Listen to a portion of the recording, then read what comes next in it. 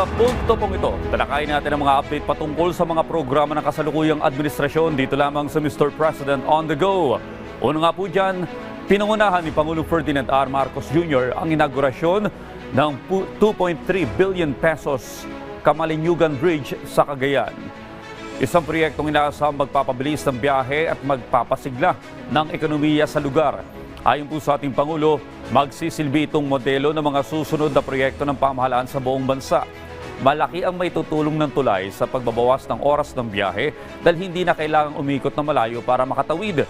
Binigyan din po ng ating Pangulo na pinabilis ang konstruksyon upang agad mapakinabangan ng publiko, magbukas ng mga bagong negosyo, maging ng trabaho at ang mga oportunidad sa magkabilang panig ng tulay.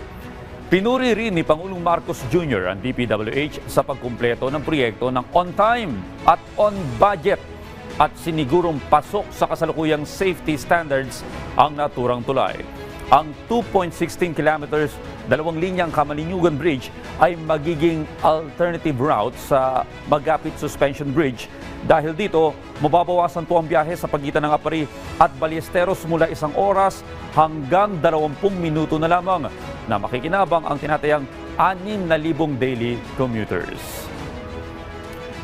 At yan po muna ang ating update ngayong umaga. Abangan ang susunod nating tatalakayin patungkol sa mga aktibidad at programa ng kasalukuyang administrasyon dito lamang sa Mr. President on the Go.